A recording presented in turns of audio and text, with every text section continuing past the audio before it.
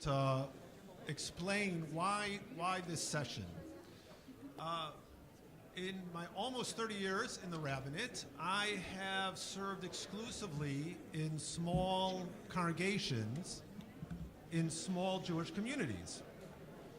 And for many years, I felt very much underappreciated by the Rabbinical Assembly. But I was wrong. I was privileged to be a part of the Executive Council a couple of years ago, and I realized by being part of the Executive Council that all the rabbis felt underappreciated by the Rabbinical Assembly. I don't know if it's a rabbi thing, a Jewish thing, but we all felt underappreciated. In my years of self-pity, I used to meet with David Khrushchev, whose wonderful work for the convention we're going to see this afternoon, Ben Kramer, who's now in Chicago, but at the time was in Munster, and other colleagues who were all about 2 hours away from each other by driving. And we get together about twice a year, and we'd spend the day together for a chizuk and also to share issues that concerned our pulpits. Okay. All right, let's see. Oh, maybe they evolved. Here we go. Okay, thanks. So we used to get together about 2 days a year, and we would spend the day together sharing issues that were important to us. What I learned from that experience, then about 10 years ago, David and Ben and I, we created a conference for rabbis who serve small congregations.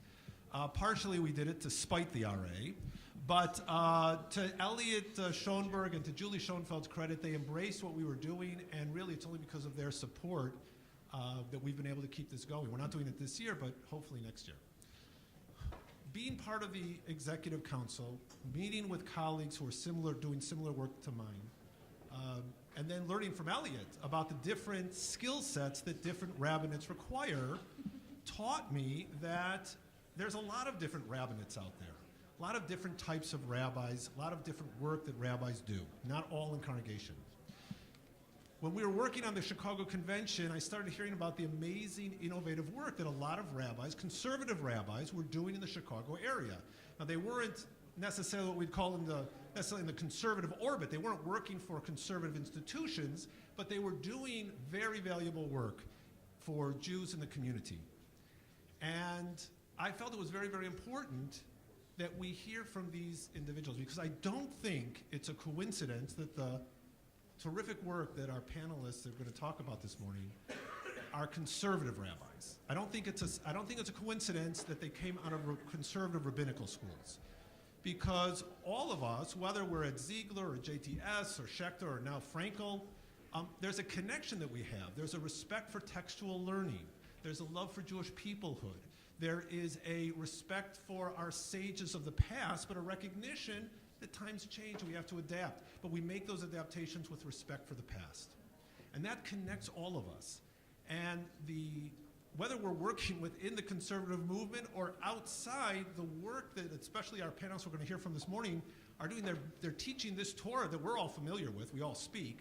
They're teaching it to people who may not be coming to our places within the conservative world. Maybe they're not coming to, at least for us congregational rabbis, they're not making it into our congregations, but they're still teaching this Torah.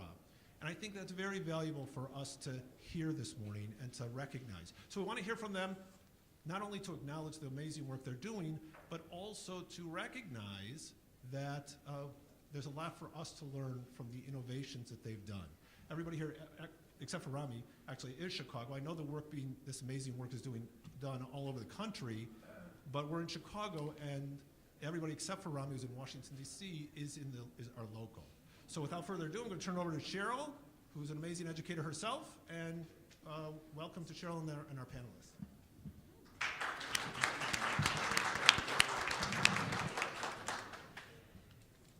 So good morning, everyone. I want to just add 3 words to what Michael said, or 3 sentences. The first is, as we come together at a convention, we think about, what's the purpose in our being together? And for sure, we get incredible chizuk just being together, right? And being in conversation and laughing together like last night.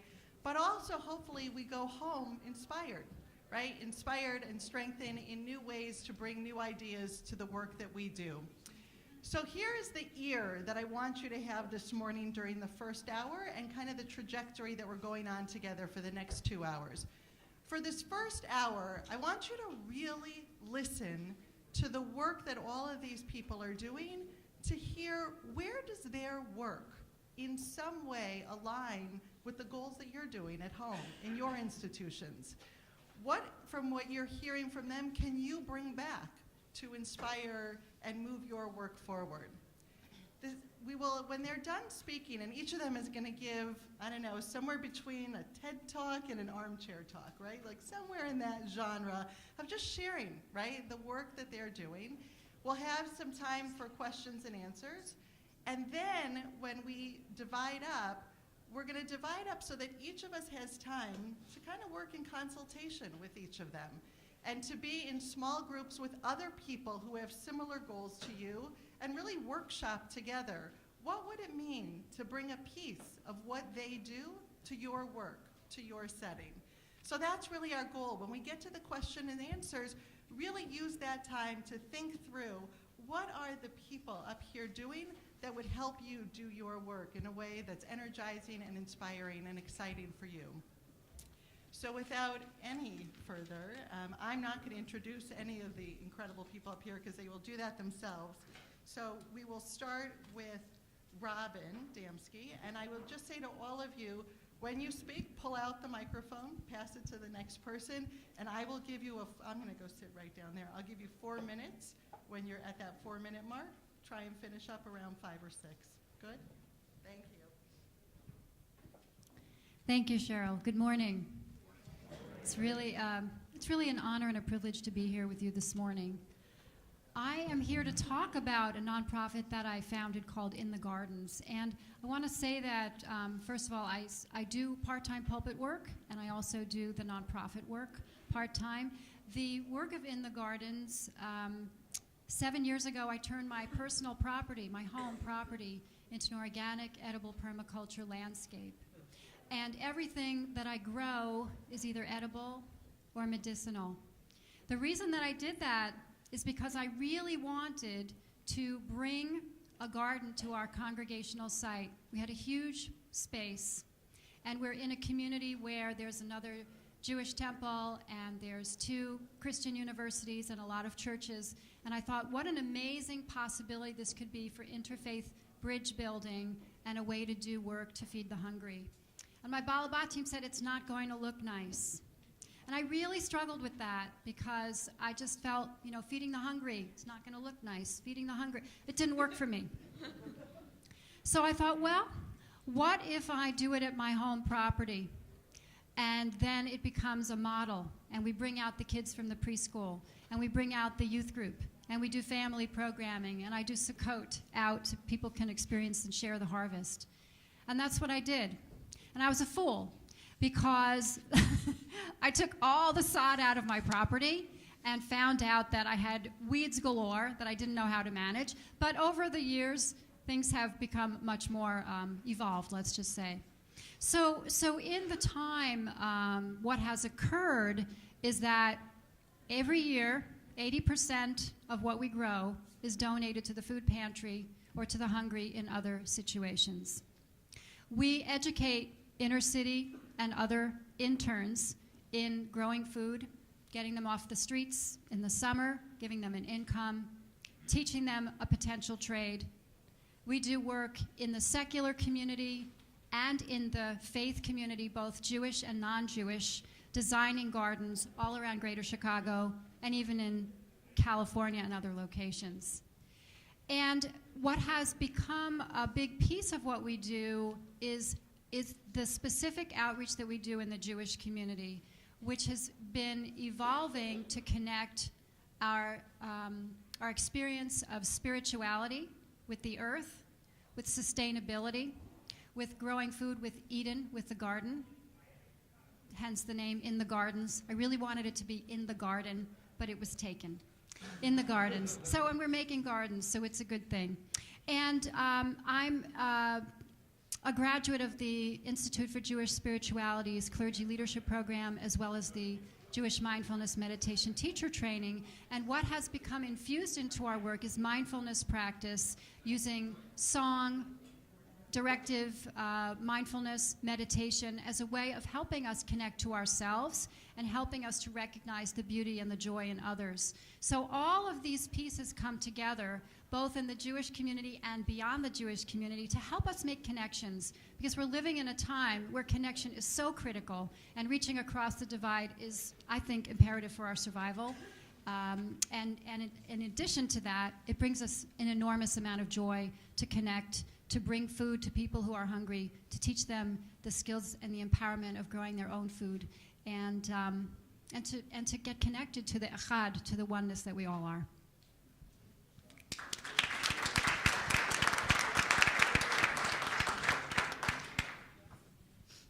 Thank you. My name is Benay Lappe, and I'm the founder and Rosh Yeshiva of Svara, a traditionally radical yeshiva. Like many of you, I learned at JTS that Talmud is the most powerful moral, spiritual, and intellectual technology that we have to create human beings. As a queer person who had to go into the closet to learn Talmud at JTS, to learn what I felt was the birthright of all of us, it became painfully clear to me that this very powerful technology had been shared for the last 2,000 years with only 1% of the Jewish people. Svara exists to bring that technology to the other 99%. And we're particularly interested, of that other 99%, in the queerest, most radical, freakiest, fringy outsider folks who, like the rabbis 2,000 years ago, knew something that the rest of us don't know, have insights from living on the margins that are what our tradition need and what the world needs. So we are a queer yeshiva initially for queer folk, but we've become a queer yeshiva for everybody.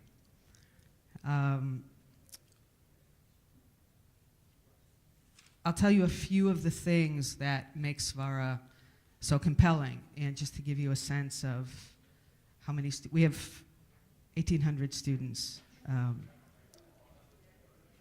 First of all, our project is a project of liberation. Not only liberating Talmud for the people, but a project of liberation of those who have not been seen, heard, and again, whose insights are essential. Our space is queer normative. I'm here to tell you that inclusion is over. Folks are no longer interested in being included in heteronormative spaces. Last year, the J. Walter Thompson Innovation Group did a study of teenagers from 13 to 20. 52% identified as queer. 52%. What that means is that young people, regardless of their own sexual orientation or gender expression, are part of a worldview that they insist be reflected in the spaces where they live and where they go. At Svara, everyone introduces themselves with their names and their pronoun. If you have a space where people are introduced and you don't ask them to say their pronoun, you've just marked yourself as a space where people are not seen, and they know they will not be able to bring their full selves there, and they will leave. We have a take. We see the rabbis as radical, and the tradition as one of radical change, which is deeply Jewish. The experience at Svara is demanding, rigorous. We have very high expectations. The bar is super low. All you need is an aleph bet understanding to enter. But it is a very serious learning environment. All texts are learned in the original, Hebrew and Aramaic. We never use translations. ever. Our goal is a goal of revolution, a revolution not any less world-changing than that of the rabbis 2,000 years ago. And our message is, you can be a player. Masachet Sanhedrin says that to be a player, to be someone who is authorized to mess with the tradition, you need two things. You need to be gamirna and you need to be savirna, neither of which is ordination. Our people are savirna to the max. They have a profound insight into the world, into human beings and their relationships. All they need is to be gamirna, to learn. We have a yeshiva called Svara, where they can do that, and where they can become players in creating the next Jewish future. Thank you very much.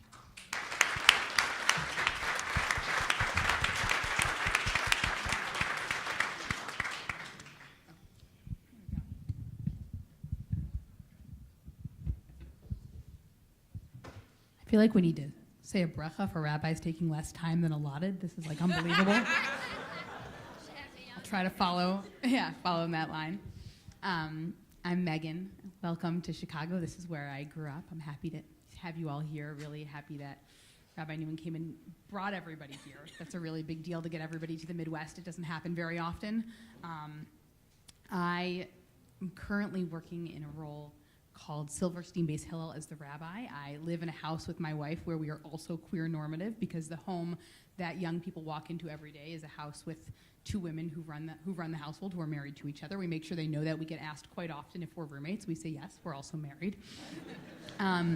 The work I do is part of a multi-campus Hillel that serves 9 campuses throughout the city and is also deeply supported and under the auspices of the Jewish United Fund, JUF here.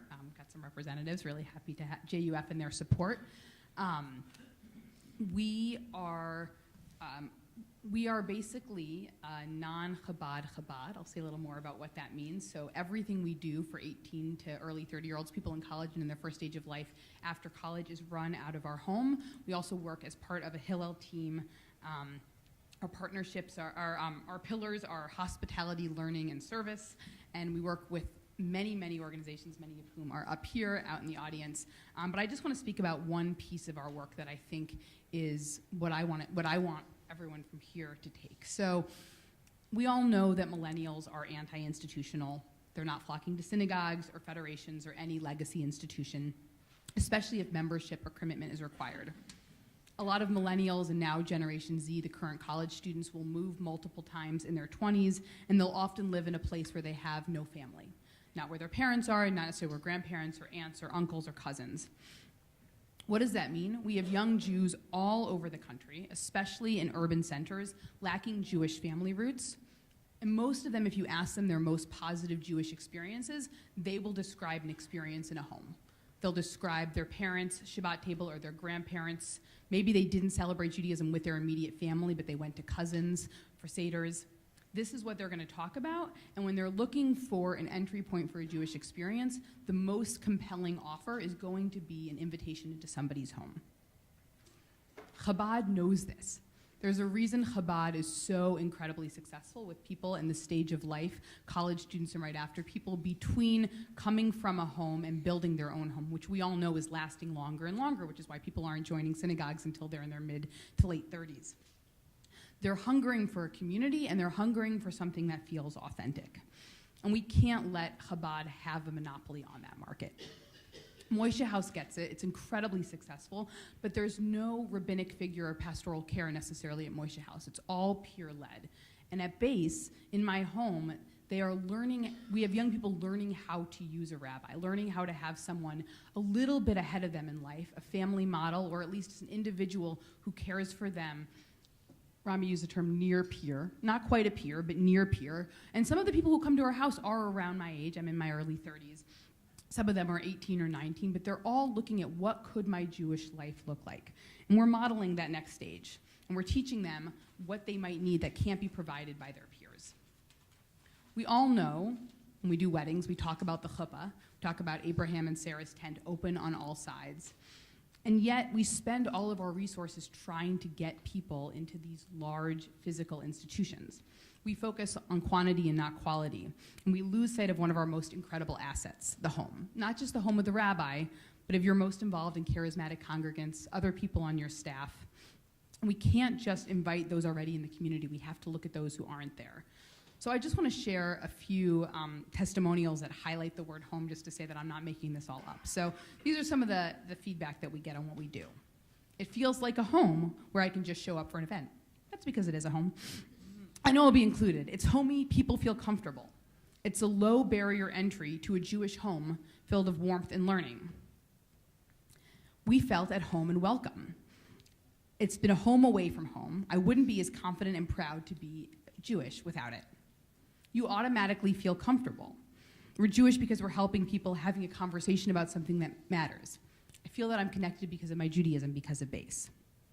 Another student talks about getting lost on the train after a hard day, trying to find their way. Eventually, when they walked into the home, they were greeted with a big hug. I felt that I belonged there. It matters that it's not the campus, and you make a relationship with the rabbi. Just to give a sense of what we do, last Friday night, we had 30 young adults in our home of different communities, many of who are returning for 4th, 5th, 6th, 10th times. They all meet each other. We gather. The next day, we had 15 young adults on a partnership with Moishe House for a Judaism and the Environment Shabbat lunch. Tonight, we expect 15 to 20 for challah baking. You're all welcome to join, but I know there's really important things happening, so you're actually not welcome to join, but I'll tell you about it later. For challah baking, and we're going to watch Israeli movie clips in between the challah baking. We'll have a class on Judaism and social justice on Wednesday night. Thursday night, we'll have our regular tacos and Torah dinner, and Friday, we'll have a summer camp reunion Shabbat. So how is this? Yes, it's exhausting, but so are all of your jobs. So what can you do? Train congregants to host in their homes, give your staff hosting budgets, invite young adults in your community, no strings attached to Shabbat meals, Seders, and holidays. And if you want to learn more about this, I'm going to hand it to Rami, whose work is quite similar, and we're going to talk more together. Hi. Yes, let's give it up for Megan. My name is Rami Schwartzer. I currently live in just outside Washington, D.C., though I'm not originally a Washingtonian, which is somewhat part of the origin story of how this work began. Megan and I wanted to present together after this and speak back to back now because methodologically, a lot of the work that we do day to day is not so dissimilar. It's also, I think, not so dissimilar from a new wave in our country, across movements, beyond movements of this kind of home-based and much more personal kind of Jewish connection that Megan described. So I want to talk about a different aspect that makes our work unique in Washington, and that is the story of how it came to be and the principles that guide what we do as being very much rooted in a community collaborative kind of project. So I mentioned that I'm no longer, but I was an outsider to Washington. I think this project really was a perfect accident of an outside rabbi with a new perspective mixed with an observed need in the community, that need being of this population that many of our communities are identifying, of between college and kids, this Odyssey era, this, as Megan said, between the homes, and that they weren't, coming to our organizations, that they weren't finding a home necessarily in the Jewish community, despite the fact they're yearning. And the third was, and this is the most important, was a group of rabbis and synagogue and other community lay leaders who were so committed to collaboration and to investing in a project that didn't directly translate into more numbers and more members for their synagogue. That allowed the community in a very non-egotistical way to create a kind of ecosystem that allowed for this work to happen. So I think there are really 5 things that set aside the work that we're doing, and 5 characteristics of this, only one of which has to do with millennials, or with this post-college, pre-family community, and the work that we do. And I'm not going to talk about that because you just heard about that sort of in detail from Megan. But the other 4 really make up what, all 5 of these together, what this project is about. So the first is working with this population. The second is really living relational Judaism. I know I saw Ron somewhere here, and we all got his new book. That relational Judaism is something that spoke to me a while ago, and I'm afraid, I'm going to say something somewhat provocative, I'm afraid that most of what we do with relational Judaism is put a greeter in the front of the shul, which is a relational moment, but is different from living an entirely relational project. Because I'm not encumbered by the other holy work that many people in this room are doing with the daily operation of your communities and synagogues, it frees me up to devote 100% of my time to building relationships, which means that is the number one driver of connection between me and my community. I meet with them on their schedule. I do the scheduling myself. We're able to meet at lunch for lunch in their office and do some learning together, for coffee beforehand, for a drink or dinner afterwards, and really have that kind of connection that gets to the root of their spiritual yearnings and helps to build the foundation of community. So it makes me think, what if we lived in a kind of rabbinic world where instead of serving 1,000 people per rabbi in our synagogues, where if each rabbi was only serving 200 people, much like a clinical practice, and if there were enough rabbis in a community that each one was only responsible for the spiritual and educational needs of those 200 people and nothing more. That's the kind of world we're trying to build in this project. The third piece is ecosystem thinking. Is thinking about the work that we do as part of a larger network of organizations that serve the Jewish life cycle. It's no longer the case that somebody gets their entire life of their Jewish needs filled with one institution. And we've already thought of that when we work on, we have Hillel, for example. Each synagogue doesn't take care of their college students for those 4 years. We invest in Hillel to do that for us. We do that with summer camp as well. My other role and part of this project was the development of a Ramah Day camp in Washington. And in many of our communities, we don't take care of summer camp in our own synagogues. We work together to support a summer camp that does that. And so we could be thinking about the same thing for this population that now exists between college and kids, and really helping people walk through the pipeline of Jewish life. The fourth piece is thinking about strategic partnerships, is working together with synagogues in your area. The initial seed money for this project came from 12 conservative synagogues in Montgomery County, Maryland, who are all investing a grand total together of about $25,000 in this work. And the fifth is the way that we use data. I think that our biggest competition in the Jewish world is not other institutions doing Jewish things, but it's Netflix. Netflix, seriously, for this population is the number one receiver of our spiritual attention, and I say that for myself as well. And I think the number one reason is because Netflix knows me better than anybody else does. And they only email me about a show or movie when they know I'm going to like it, and they're right almost every time. And we're still sending mass emails, most of which doesn't affect people, so we've lost that trust. So we also use data in a major way to really think about how we can compete in the world of Netflix and Amazon and Target and other organizations that really know us well. For stories and more about this, I hope you'll come and join Megan and me at our session, and I'm going to pass it to Danya.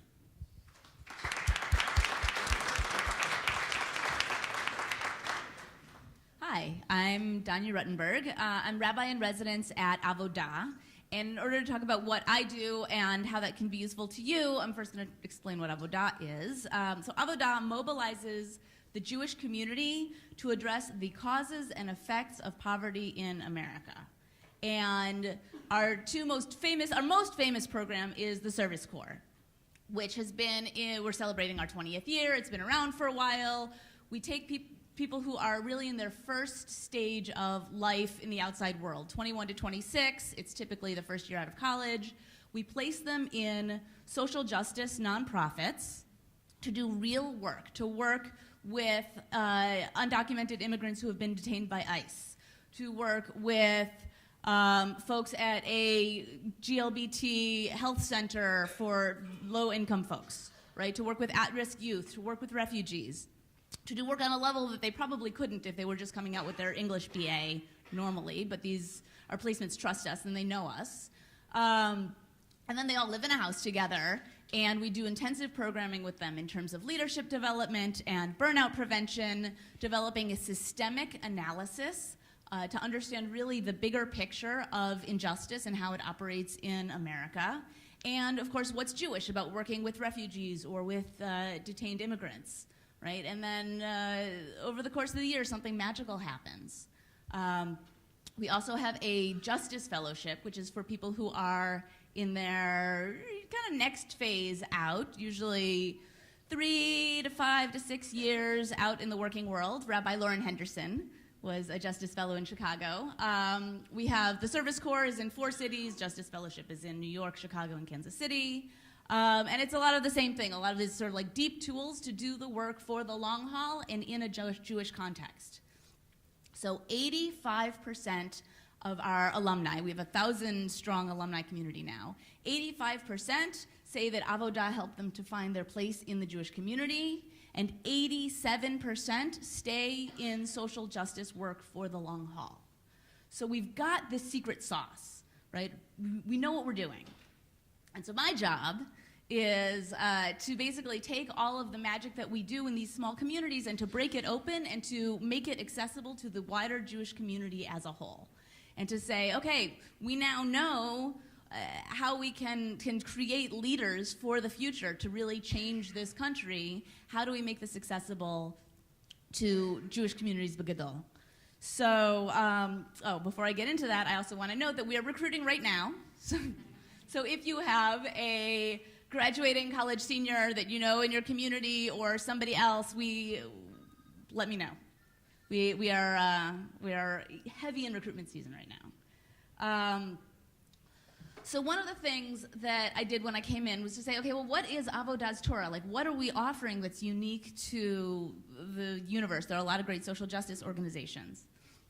One of the major things that we do is to bring a serious analysis, an understanding of structural oppression, and to bring a systemic lens, right? People in America are not poor because they are not working hard enough, right? People in America, poverty exists, right? Inequality exists because there are systems and structures, both laws and institutions and policies and organizations and bias that create and perpetuate inequality in this country. And one of the things that we do is help people really to build those lenses so that they can really understand and look and see a specific issue and understand all of the root causes and all of the reasons that someone might become homeless in a time of strife and stuff like that. So there are a bunch of things that we do. Here are some of our programs that might be useful to you. We have alumni who are out teaching our programming in synagogues in communities, the Avodah Justice Ambassadors, and they talk about how to find your role in social justice work, about the different methods of social change, and you can figure out what do you care about, what is the root cause of that thing, and what is are you interested in education or advocacy or philanthropy or whatever, like find your way to have an impact. We have a new curriculum that we're releasing this spring called Tikkun Olam Our Turn, which is about hacking the Benay Mitzvah project. It's basically, instead of going and doing a one-off 4-hour, you don't really understand what you're doing, we have 13-year-olds or 17 or 18-year-olds, it's good for all teenagers, really understand the root causes of issues that they care about, and then to design a project in conjunction with a local organization that will have lasting effect, and they come up with a game plan to make this project work for the rest of the year. For what will it look like in 5 years? So we will be releasing that this spring.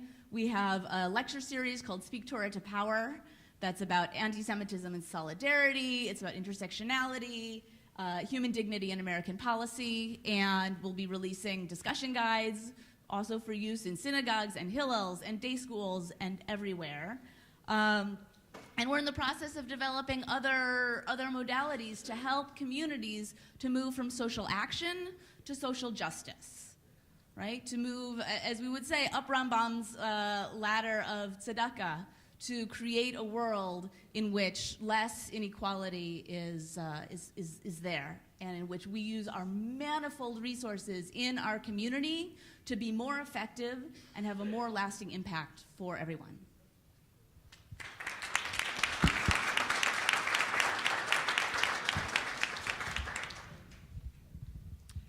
First, thanks to our panelists for kicking this off. As a reminder, in about 20 minutes, we're going to break off into groups and to workshop from some of the ideas you heard about what is it and how do you want to bring some of their work back into your communities and where it aligns with your goals. So for the next 20 minutes, we have 2 microphones set up, one here, one there. If you have questions for our panelists before we break out, please go over to the microphone. You'll ask your very brief question, and then they will respond.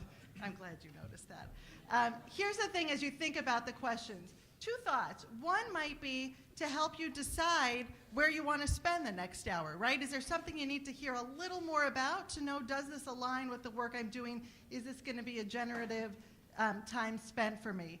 The other might be, you know which one you're going to, but you'd like to hear a little more about one of the others, and because you can't be in two places, this is your opportunity to ask that question. So without any more, if people want to start lining up, we can start at that microphone, and we'll just go back and forth between the two microphones. I work in a nursing home. How would what you do speak to, or do you deal with in any way, the elderly?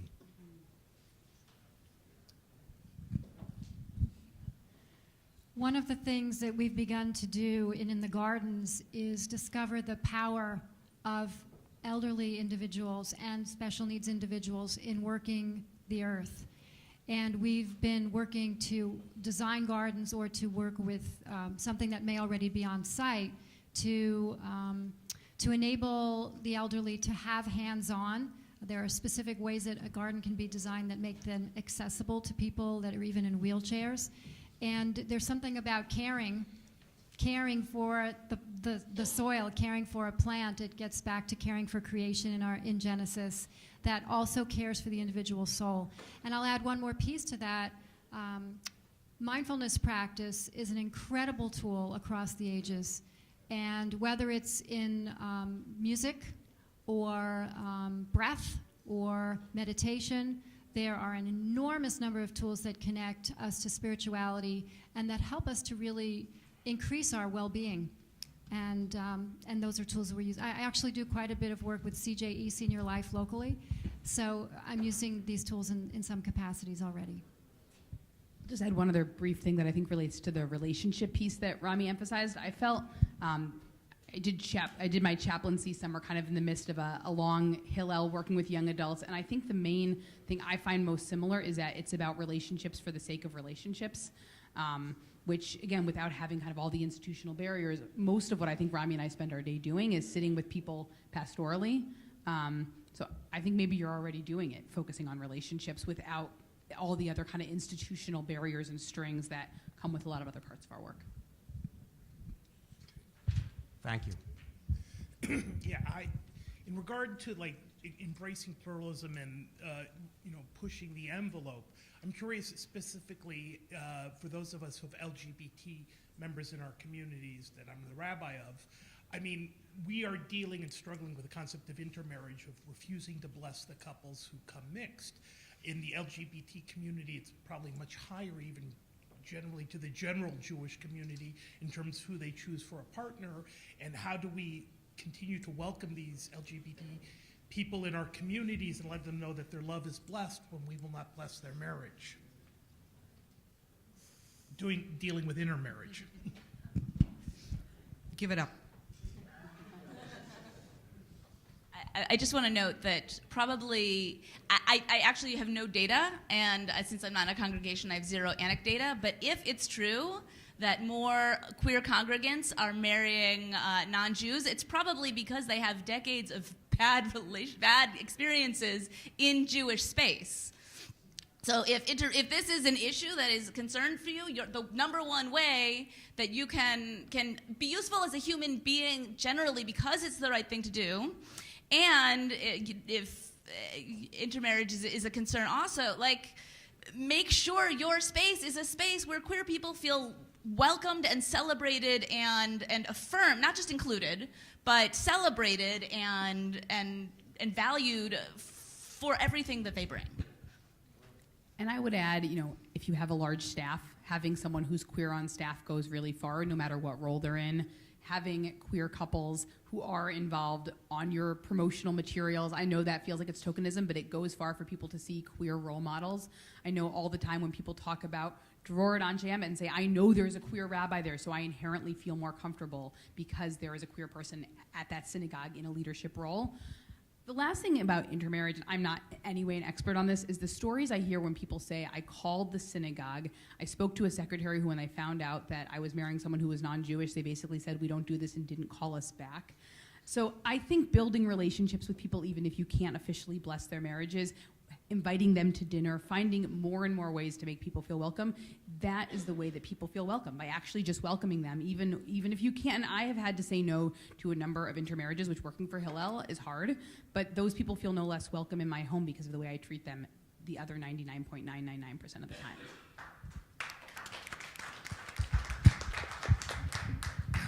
time. I'm Danny Horowitz from Houston. Yasher Koach to all of the presenters for the important work that you're doing and for the way in which you've shared it with us. And my question is specifically directed to Danya, for whose work and whose most recent book I have great admiration. What would it take to bring avodah to the state of Texas? I love that question. So Avodah currently operates in 5 cities. We have Service Corps in New York, D.C., Chicago, and New Orleans. We moved to New Orleans after Katrina. And we have the Fellowship in Chicago, New York, and Kansas City. And we are deep in conversations about expansion and what that looks like in Service Corps and Fellowship and, which models and what. So let's talk. And we're particularly interested in expanding to red states because there's a lot more social justice work happening in blue states, and there's work to be done. Yeah. This question is mostly, I think, for Megan and Rami, but if other people want to pipe in too. So, especially with it being like in your home, how do you have space for yourself and for your wife? Your partner, like how do you, and if you have kids, like how are you ever going to have space for them if all these people are in your house? Look, I think that in whatever space we work in, we're always navigating boundaries between our personal and our professional. It's not, it's a little bit more complicated when your home is your work, but I think that it takes the same kind of skills and the same kind of intentional conversations we have anyway. In fact, I actually think it forces us to have conversations we might not be having if we're not working out of our home. And the other thing I'll say is that there are, like just in a very practical sense, there's this is for sure the case for Megan. It's the case in my home as well. That there are, there's 2 floors in the house. We live upstairs and we work downstairs. And but I think mostly that it's.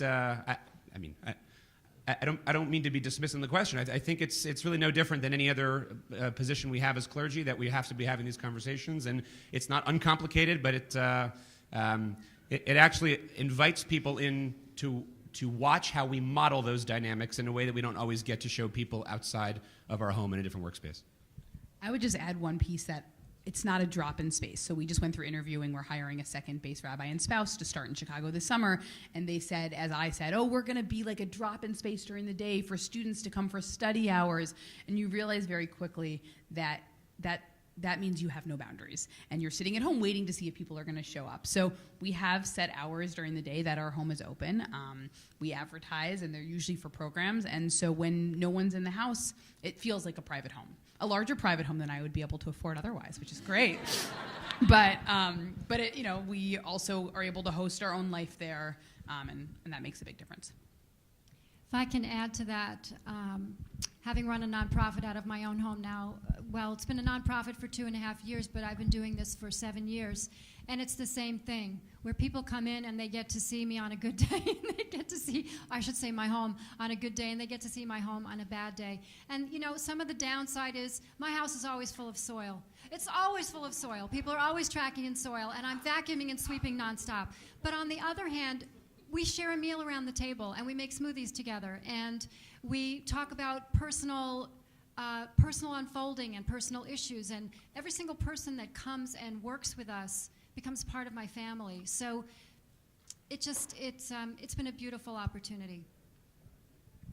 So, Gideon from Houston. Sorry, it's a hard question to ask.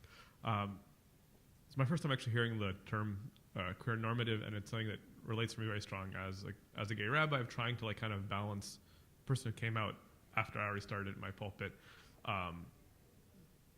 Very welcome on my shoulder, but I'm trying to understand about how you walk that balance, particularly for the two queer rabbis in the middle of how you walk that balance of your own identity, but also using that as that model that like Megan you talked about, and also so if you could talk a little bit more about how to make that space, and also of sorry, it's a very hard way for me to articulate the question, but I appreciate everyone understanding but I think you can understand what I'm trying to ask. I do.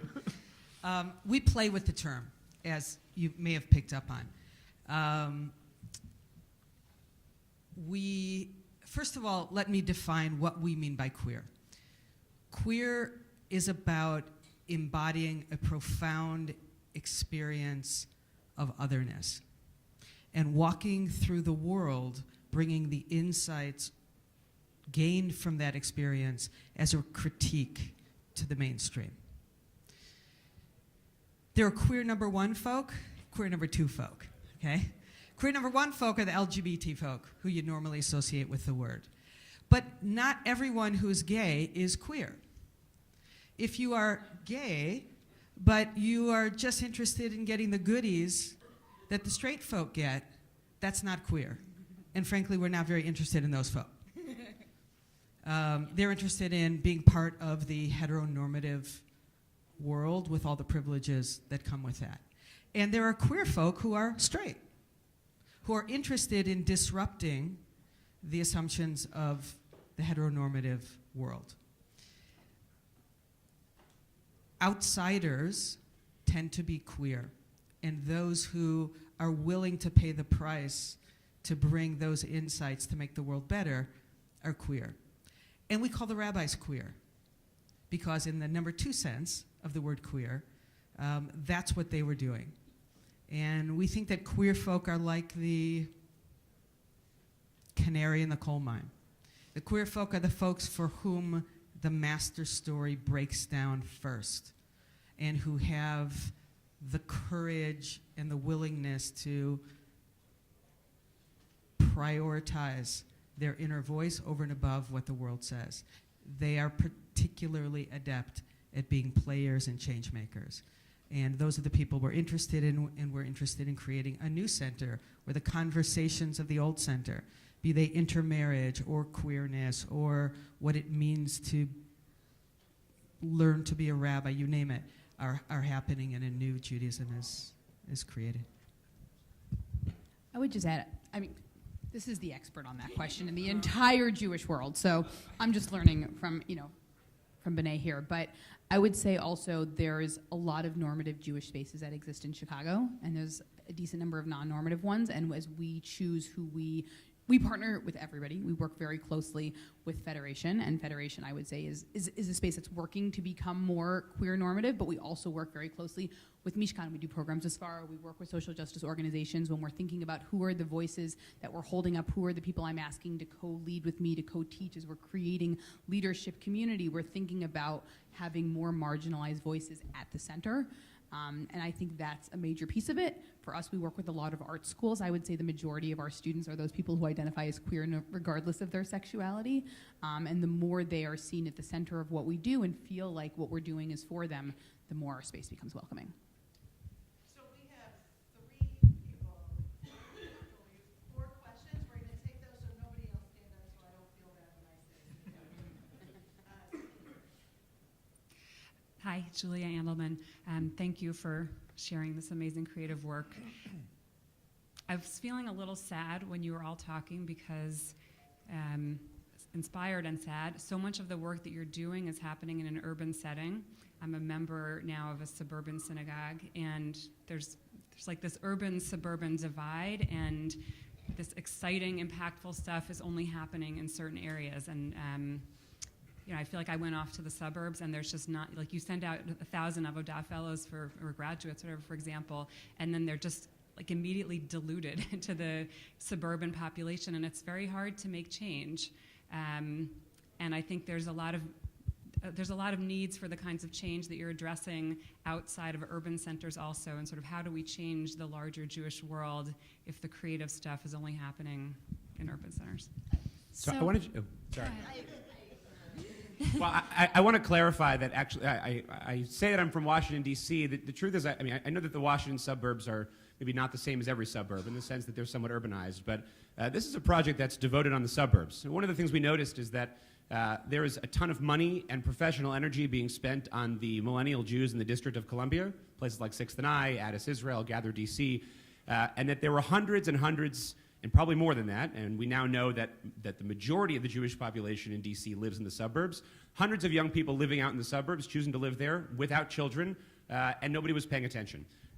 So that's where this congregational consortium came in. Right? It was recognizing that, again, not every suburb is the same, right? There are 12 conservative synagogues in Montgomery County, Maryland, but we're about to open up a second hub of our work in Northern Virginia, where there are 5 conservative synagogues in 3 counties. It's not impossible, and we should talk in 6 months after we've opened up in Virginia. But if there's one thing we want to share about this work, it's that this is something that is not just urban, and that this kind of urban-esque activity that we're seeing around the country can and is happening in the suburbs. In terms of the social justice work, we absolutely are the whole paradigm for breaking open our small group excellence to make it available to everyone is that there is work to be done everywhere. And in my opinion, the biggest thing that we need is to shift the Jewish community's thinking and understanding of what the work is. That making sandwiches every Friday as part of your social action committee is useful in that people will need to eat those sandwiches, but poverty is not going to end in America because you made sandwiches today. And so if your agenda is to end poverty, then you need to be asking different questions. And a lot of what Avoda's work now for the wider Jewish community, the curriculum and the discussion guides and everything is really aimed at helping people to start asking different questions. And our theory of change is that when we help people to develop these systemic analyses, then the programming will naturally, organically find a different iteration that is more rooted in addressing root causes. So I want to add that I'm not in an urban setting. I live in the suburbs. I always say there's no way to get here from there. So it takes me, it's like 10 miles and it takes me 45 minutes to get here. I am in a suburban setting and was working at a suburban congregation, and there's actually often more space, if you're interested in doing garden work for social justice purposes, there's often more space in a suburban setting. Julie, where did you go? Oh, there you are. Thanks. Then there is in an urban setting. Urban settings, can be creative. But also there's work that can be done in teaming with other community organizations if they're in the suburban setting as well. I'm leaving Chicago. I'm moving to Durham, North Carolina. And I'm actually in the process of exploring a property where we're going to purchase the property so that I don't have people bringing soil into my house 35 hours a day. But it gives a little bit more separation. And that is certainly not an urban setting. So there's lots of things that I would be happy to talk with you about if you want to brainstorm with me. Hi, my name is Eddie Bernstein from Boynton Beach, Florida. I'll ask my question up front and then give background after, as we are constantly contemplating being an interconnected RA, our RA, re-envisioning our future. How can we move beyond the convention to be more integrated as colleagues in different fields of the Rabbinate and support and learn from each other? And I know that's a theme for the day. And my personal background, the reason I'm asking is I made a transition from pulpit to chaplaincy a year ago. And during this time, I happened to be president of our RA cluster.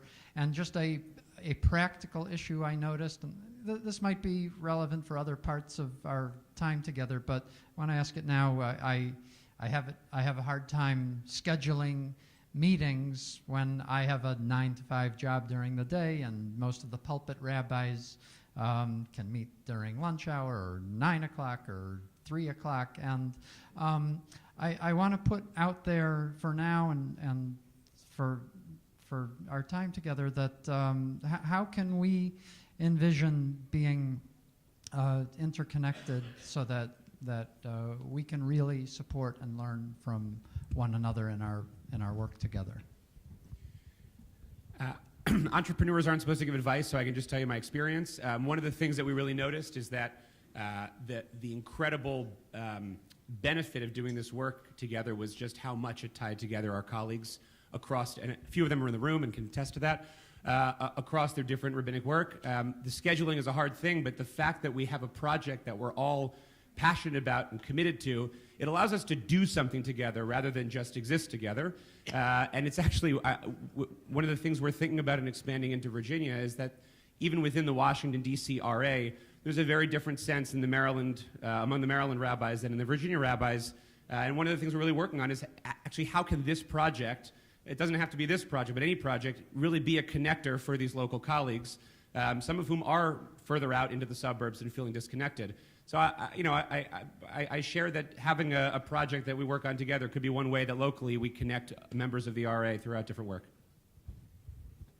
Just say one thing that I think Chicago, like, we're a pretty big city, but we're not ginormous. And moving from New York to Chicago, we all just know each other. And I mean, I don't know every conservative rabbi here, but Danya's organized Lady Rabbi Pub Night. We invite there's just an opportunity locally to build relationships without an agenda that makes all the other collaboration so much easier. And I've only been here 2 years, but I feel a tremendous sense of relationship with other local rabbis, which has been a real gift. It's a great program, and it's really inspiring to see how people are doing different exciting things. My question is directed at everybody but Danya, because Avoda is an established group. It's been around for a while. And the question I'm asking, I heard somebody near me asking the same question out loud, so I'm getting up to ask it. And it's the old Im Ein Kamach Ein Torah question. All of you are really startup people. And $25,000 from local rabbis doesn't seem a lot of money to me. How did you get funding?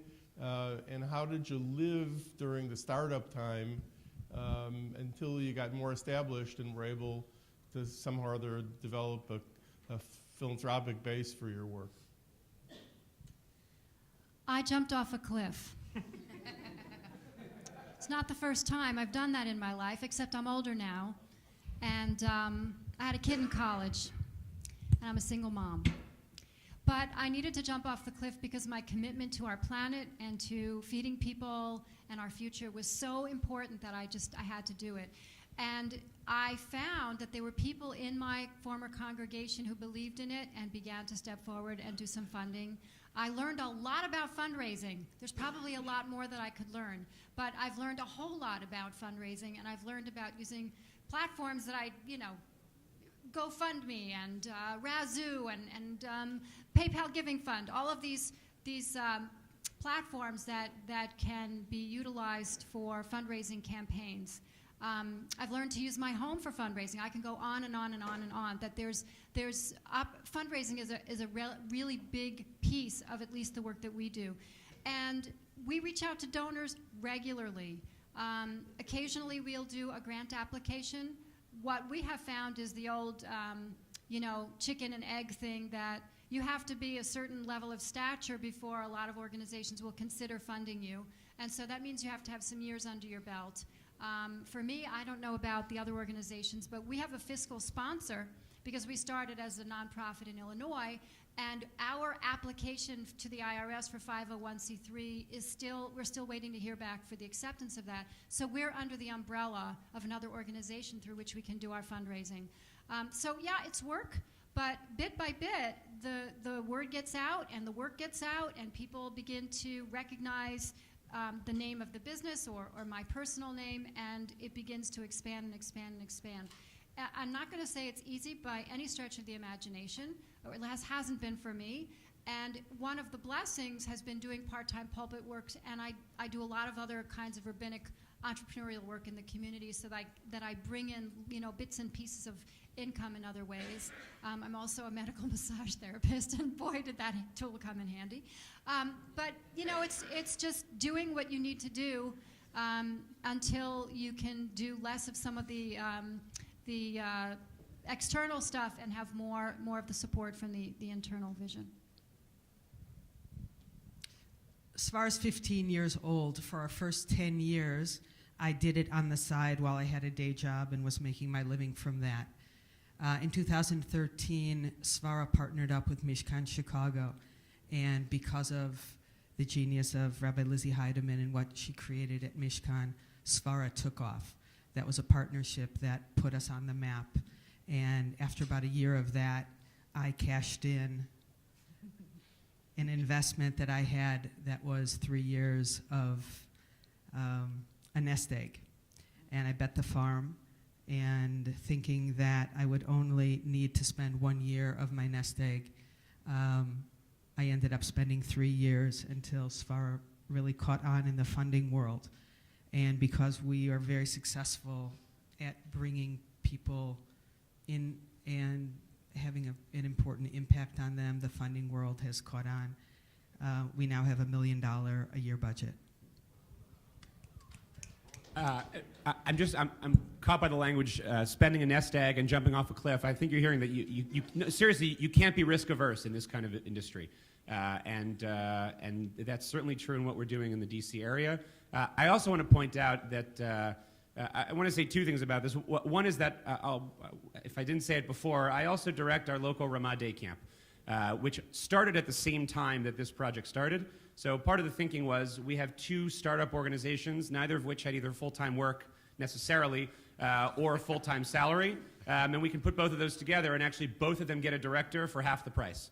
That's a short-term startup kind of strategy, but it's something that allowed us to keep going. And I think a number of these startups began with side work as well. But the other thing I'll say is that $25,000 investment, since you called it out, from the local synagogues was seed money, and more important because of the buy-in than for the actual dollars.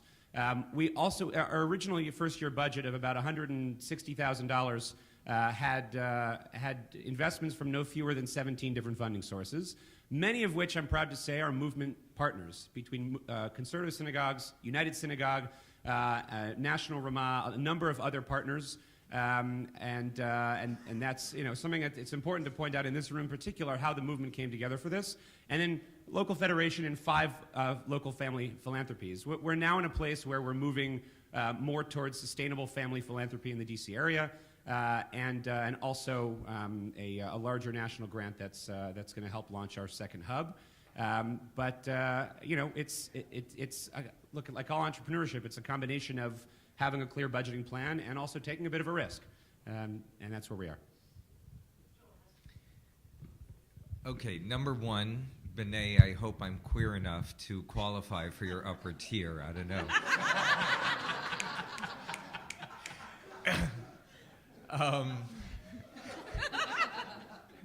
Number two, to all of you, sincerely, from the depths of my heart, alu v'hatzlichu. You're doing great work. And yet, the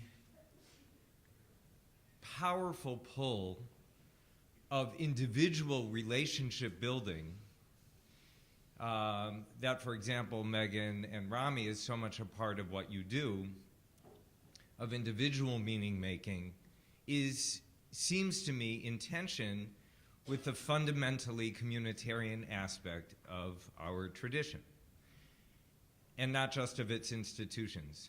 And Benay, the rabbis, in all their queer analysis, in all the dissent-rich argumentation, were arguing for a normative project. So I don't want or expect a response from you now, but I know for me, and I suspect for others in the room,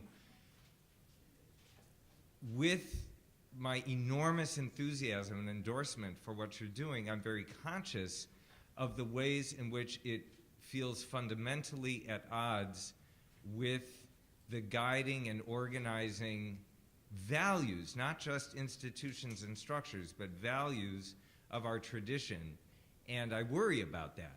I worry about how to square that circle. So perhaps that will, perhaps my question can inform the next hour, I don't know. But it's on my head and heart, and I offer it to you. Thank you. So Joel, if I understand your query, it's in query or query? yes. The answer to that is absolutely yes. That it's between the individual and the communal. Is that am I catching the okay? So my personal experience is that we are living in a time where people are absolutely starved for connection. And they want community, but given this world of smartphones and internet and who knows what other factors are involved, that we've forgotten how to be with one another.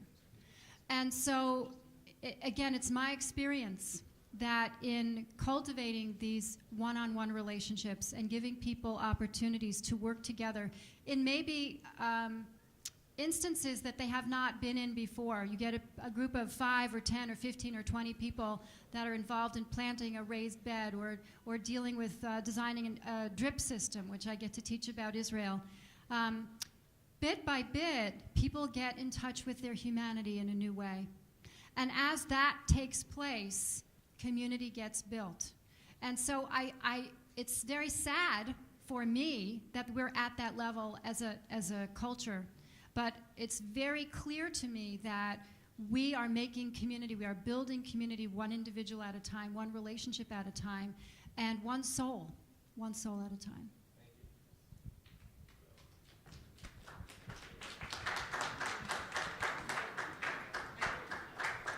Yes, Joel, you are queer enough. That's number one. Just make a quick response. I don't think there's a more traditional project than what we're doing at Svara. And I think the rabbis were not only interested in a normative project, but a formative project. The entire Jewish enterprise is concerned with creating a certain kind of person. And that kind of person who is also equipped, deeply steeped in the traditions, the texts, the principles, and values of the tradition, will become the people who create the next iteration of a normative Judaism. I don't know what that'll look like. I don't even care. We're interested in creating the people who will create that. Thank you to our panelists and all of you. I just want to say that those of you who are going to join session with me, there's a likelihood we will step outside for a few minutes. Just want to give you that heads up.